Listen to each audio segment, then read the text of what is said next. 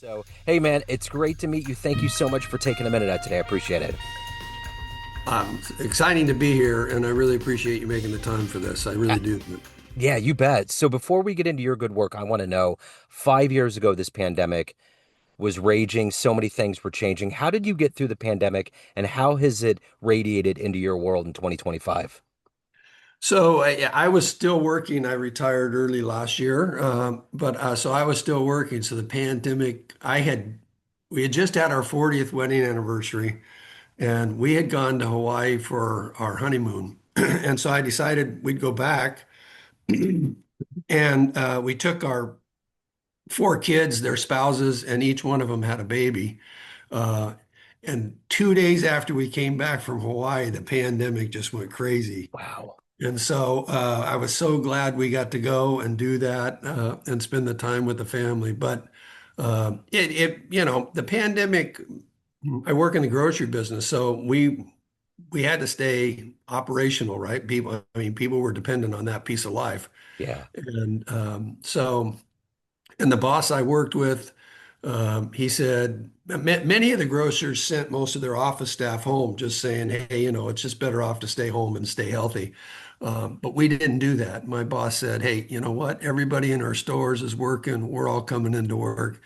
Yeah. And that was a frustration. I headed up HR and risk management. And that was a frustration because I had all kinds of people calling me saying, you need to talk to him. You need to straighten him out. You need, and I said, no, I think he's really kind of right. We just need to keep coming in. So we did some alternate days and kind of moved through that process. And I would say by 2022, mid-year, things were pretty much back to normal in general. But I do have friends that work for other grocers in Southern California, and they said you guys were the smartest people in Southern California because you guys kept going. They would say things like, "We go into stores and people all say you backstabber and you worthless piece." And he says it's just been miserable. He says I've just been beside myself because these were people that I've had lifelong relationships with, and all of a sudden they're just inflamed that I stayed home while they had to come in. So, Yeah.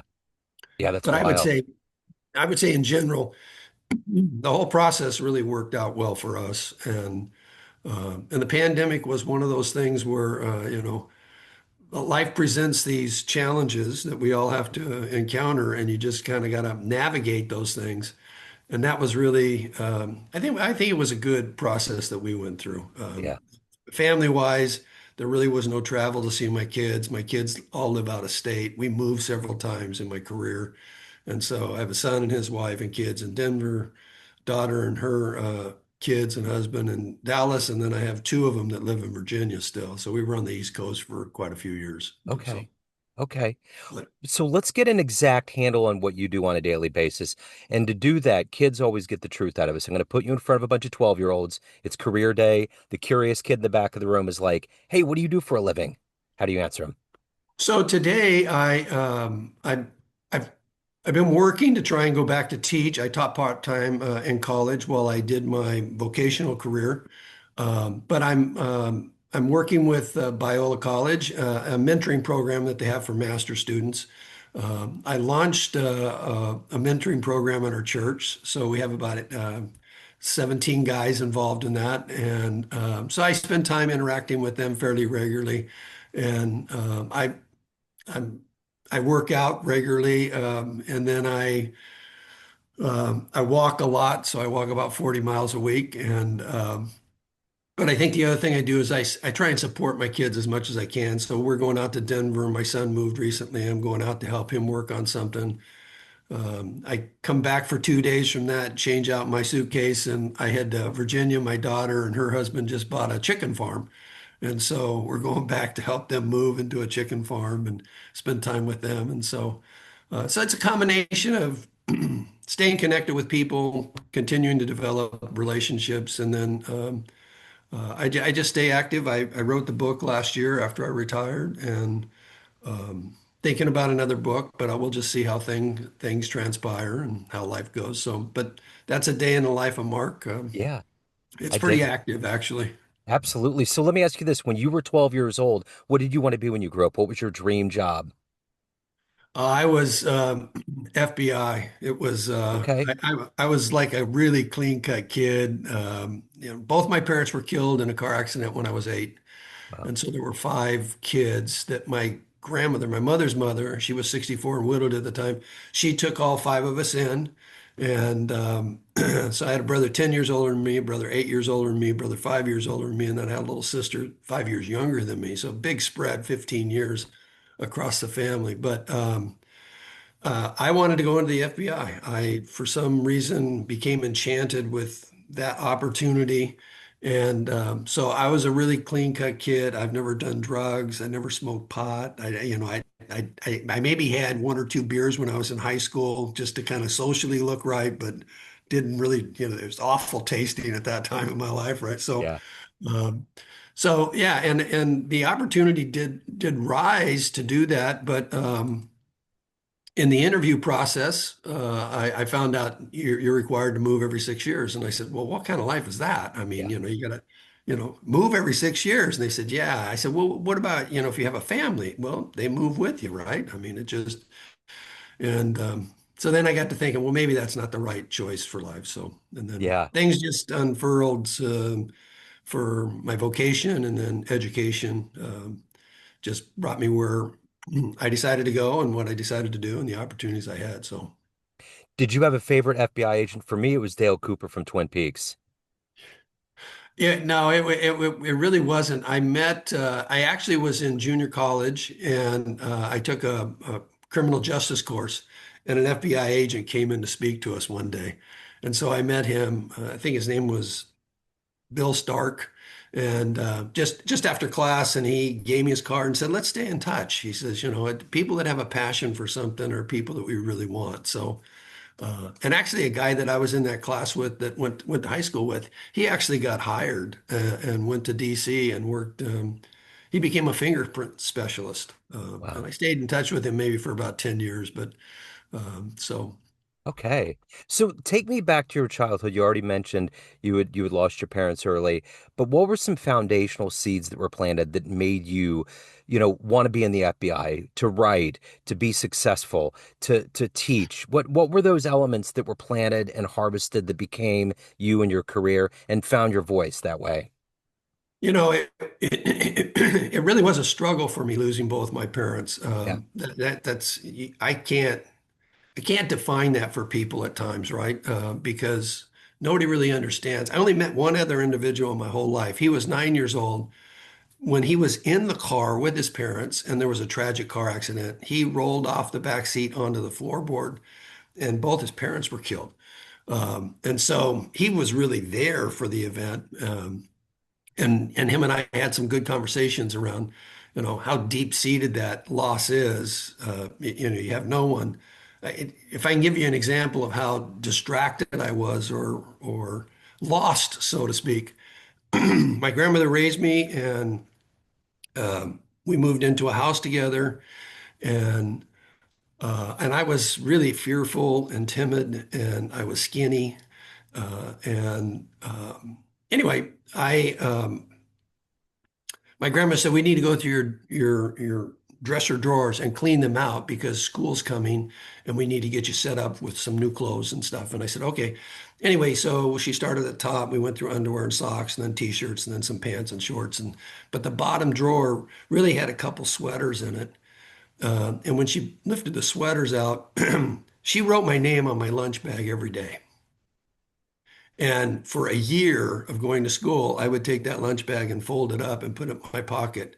And I had every lunch bag from that year of school in the bottom drawer. And she said to me, what is this? And, I said to her, Grandma, if you die, I won't have anything to remember you by, but I will have my name on my lunch bag, right? And she must have held me for 20 minutes and we Wow. both cried. And I think it was then that she found something special in me, Wow. as opposed to my siblings. She just really poured herself into me. So, and she was born in 1899 on a farm. Not, Yeah. no running water, no indoor plumbing. She was a disciplined worker, and so she had a huge influence on me Yeah. in being disciplined. and making the right choices about habits. What you do daily is who you are.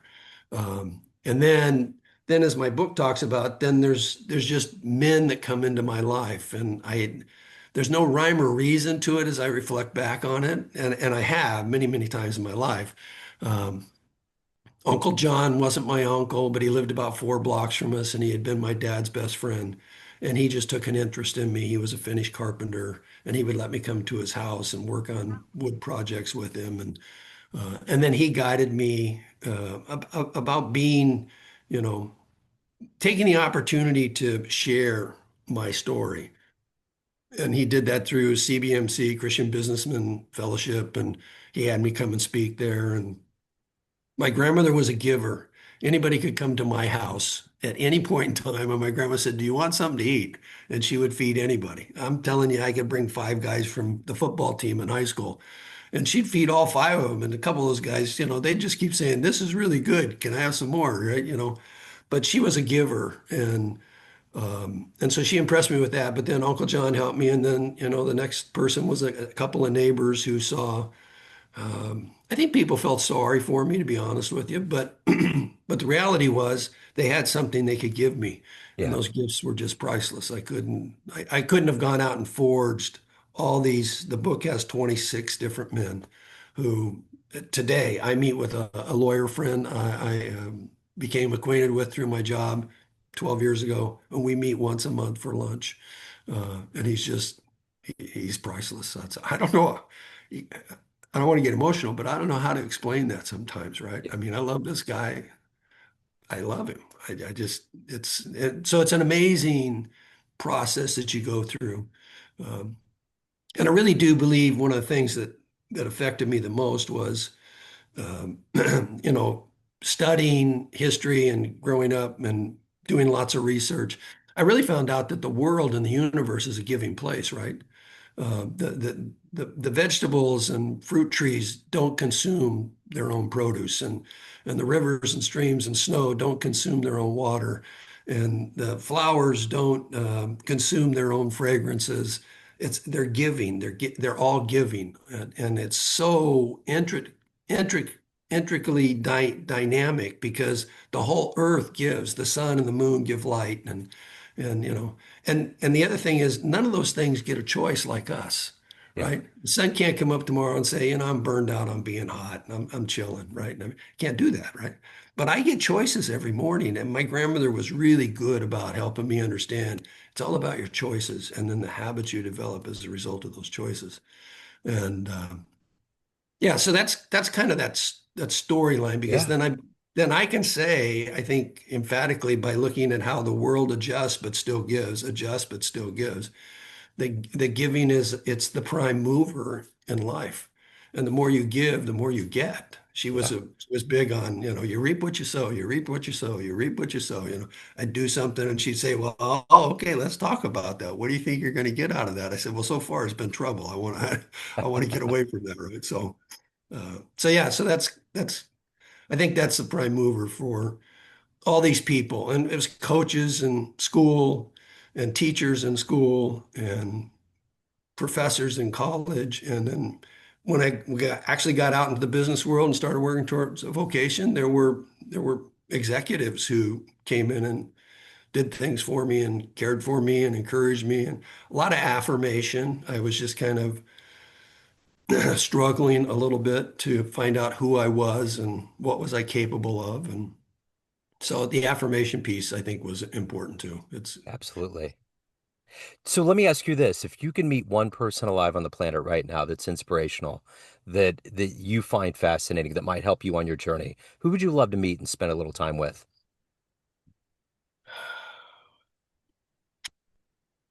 I,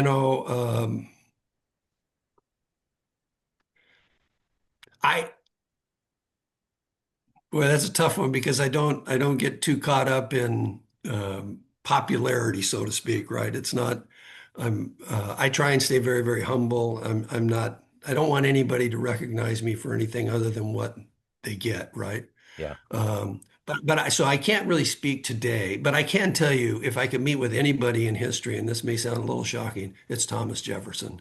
Yeah. He was just a brilliant guy. And my kids grew up with all my favorite slogans and sayings, right? And my daughter painted in college actually one that said, the only place work comes before success is in the dictionary.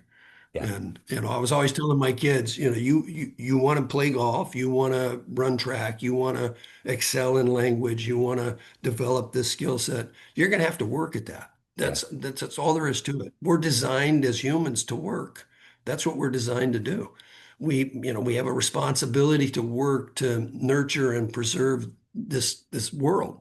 Um, and so my favorite quote was actually given to me by a student when I was teaching Western Civ.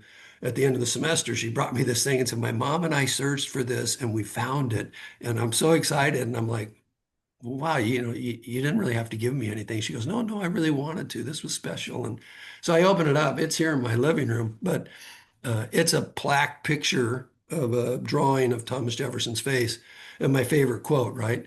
And he said, "I'm a great believer in luck, and I find the harder I work, the more I have of it." Yeah. And to me, no, I mean, it's just, but he was a genius. He really was. Yeah. I've studied him explicitly, and he was probably the only universal man in early America because Yeah. he played music, he wrote prolifically, he was an avid gardener and horticulturalist. He was the first. He brings grapes to America to make wine. He's the first one to create wine here in America. I mean, he's just over the top. I Yeah. mean, the guy's just I agree. great guy. So. That's a great choice. So let me ask you this. What is the motivation for you every day to wake up and to find this balance between family and work and helping others, taking care of your soul? What is that motivation for you every day? So I think of this often. Um, it's a quote by Aristotle, and I'll paraphrase it slightly, but he starts out by saying, "You are what you repeatedly do. Excellence, therefore, is not an act, it's a habit."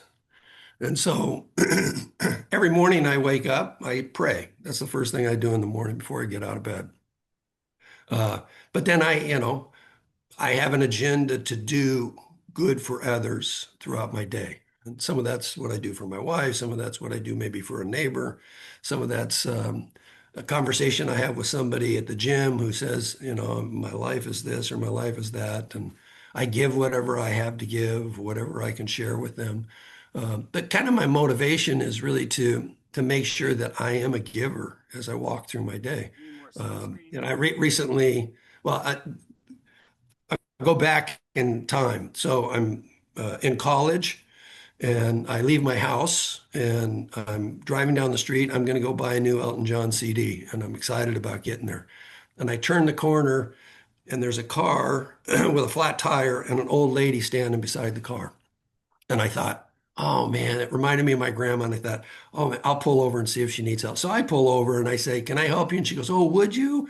I said, "Sure, sure. I think I can do this, right?" So I get the tire out and I start changing it. And that's a flat tire next to the curb. So she's standing on the sidewalk behind me and she starts asking me all these questions about, well, where did you grow up? And who did you live with? And what did you do? And I was just kind of answering the questions as I was, and all of a sudden she stopped and she said, "Oh my, are you one of the Motsenbocker boys?" And I turned around and looked at her. I was like shocked. She goes, "I've been praying for you and your brothers and sisters since the day Wow. your parents died." Wow. And I was like, yeah, you talk about shock. I mean, I was like, "You gotta be kidding." And, and she wanted to give me $5 when I was all done. And I said, "No, no, no, no, no." She says, "No, no, please, you'll hurt my feelings if you don't take this." And I said, "Just keep praying for me." I said, "That's, what kind of blessed." So I think it's kind of like that woke me up to the fact that there's always an opportunity to give. Yeah. You have to look for those opportunities, though. You have to be, but I think every man that walked into my life was looking at me, and maybe I was saying the message of, it'd be nice if you help me with this, or it'd be nice if you give me.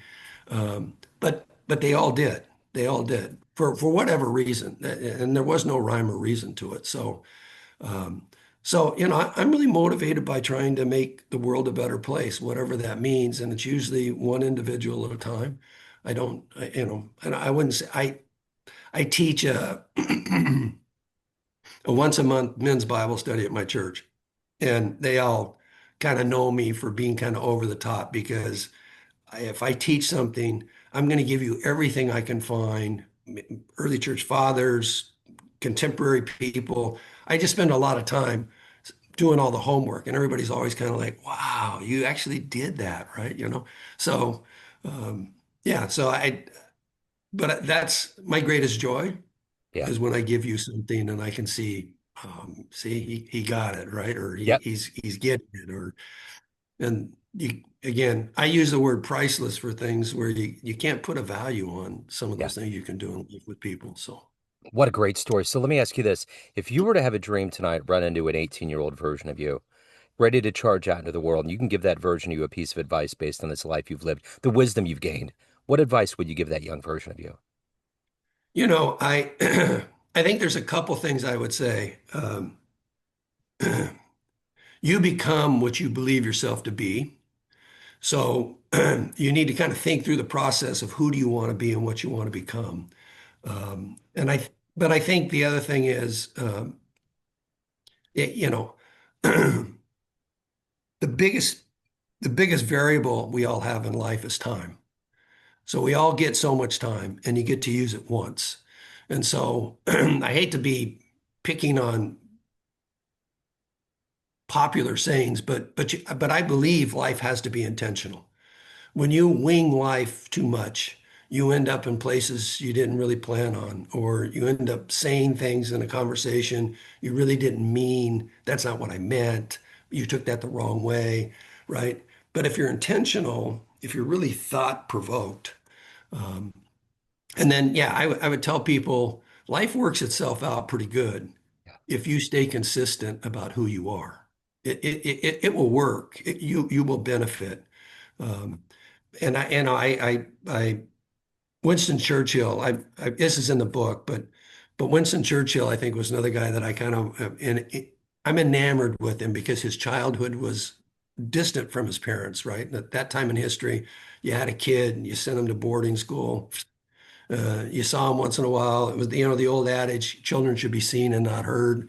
And but he says at one point in time, he's prime minister. He says, to each there comes in their lifetime a special moment when they are figuratively tapped on the shoulder and offered the chance to do an incredibly special thing, unique to them and fitted to their talents. What a tragedy if that moment finds them unprepared or unqualified for what could have been their finest hour. Yeah. And so all these men who walked into my life, they gave me their finest hour. There's no doubt in my mind. Wow. But you have to be very thoughtful about life, right? I mean, it's not you can be so busy today, the phone, get 50 million apps, and I'm going to watch this, I'm going to watch that, I'm going to watch this. One of the kids I was mentoring this last year, we had a lengthy conversation about where do you spend your time? And he came back to me the next time and said, "You know what? I shut off this. I took this off my phone. I took this off my phone." He goes, "And I can't believe how much more time I have." I said, "Well, so you're being intentional now, right? You're moving in a direction that says, so what do I do with that time now?" And that gives you time to think, right? Yeah. And time to then plan. And then, my kids know the 5 Ps. Prior planning prevents poor performance, right? When you fail at something, all you have to do is look at the 5 Ps. Did you plan for that? No. Did you plan for this? No. Could you have planned for that better? Could you have done that better? So it's kind of, and I do think that knowing what time is and knowing you have one chance to do it and you never get that chance again and you can't save it up, you just have to be really focused and poignant about where you spend your time and what you do with it. So let me ask you this. Of everything you've done, accomplished, and more importantly, evolved to in your life, what are you the proudest of? Oh gosh. I I'm married to an absolutely gorgeous, brilliant woman for 45 years. But I would say my kids, they are amazing. Yeah. I paid for them to all go to college because nobody did that for me. And they're all accomplished in their vocations. They've married, I think, well. Um, and And, I got 11 grandchildren, 6 and under. Uh, just continuing to foster that and encourage that and support that. But yeah, you can't, you know, best compliment I ever got on my son was we were living in New Jersey and a tree fell over in a storm. And my son came home from school and the neighbor had come home because it kind of clipped his house and he was trying to clean it up. My son took his books and went out of the house, spent 3.5 hours cleaning up his yard, getting everything trimmed and everything. I pull up in the evening. My son's gone home now for dinner. The neighbor comes running out and he says, "You got the greatest kid in the world." He goes, "If my kids could be half of what he is, and he wouldn't take any money." I said, "He better not, right?" I mean, that's not, we don't do things to profit from them. We do things because that's what we do. Yeah. Wow. So, That's amazing. So let me ask you this, Mark. At the end of the day, everyone has a perception of you, family, friends, clients, colleagues, everyone that gets your book, everyone that knows you, but you run the show. What's your perception of you? Who do you think you are? I would, well, people have said a lot of things to me, right? So people have complimented me by saying, he's good to everybody. It's like I don't have any, and what good does it say? What value is there in me saying something about you that I wouldn't say to you to your face, right? Even though I may contemplate those things, I'm human, right? I can look at people with kind of a jaundiced eye at some time and say, not sure about their real motive there. But but I think probably some of the nicest compliments I've gotten are you're believable, you're real, you're sincere, your motives are always pure. It's not, my boss and I would get in discussions sometimes. He'd say, "I don't like these people," or "I don't like those people," or "I don't like what's going on over there." And I said, don't let that taint the fact that they're all people just like you and me. And you don't know where they're at mentally, emotionally, physically. You just don't know, right? Yeah. So, I would say, I would, I do think it's important to be true to people. And, the truth always wins out. I give you a funny story. My wife had hair down to her waist when we got married. And after we had our son, um, she said, "I think I'm going to get my hair cut." And I said, "Okay." And I walk home. I come in and she's cut it to just below her ear. And she's got a big smile on her face and she says, "What do you think?" I said, "I think it looks awful." I just, and she started crying. And I was like, "Well, I don't want to lie to you. It'll grow back out. I get it, right?" But she appreciated that, and that she said, "Well, okay, so he really doesn't like short hair. Okay, I got that message. Fine, right?" So, but I just think it's important to be truthful with people, Yeah. even when it's a little bit painful, Yeah. because the truth always wins. So. Absolutely. So if anyone wants to pick up your wonderful book, they want to reach out, they want to get involved with any of the wonderful work you're doing in the world, where do they go? So I do have a website. It's New Dimensions International Incorporated, and they can just put in New Dimensions International Co. All one word. That'll take you to my website. A portion of the book's going to go to the mentoring program at our church because I want to continue to foster that and grow that, and working to build a library so that people can access things online for working through that process. And I'm on Facebook, I'm on LinkedIn. I can give you my email if you want it, but I have told everybody in the book, if you contact me, I'll get back to you. I love it. And that's a fact. You'll know that. The moniker for me at work, which my boss got upset about at times, was he responds to every email, and so I did. It took extra time to just say, "Joe, thanks for sending that to me. I appreciate it."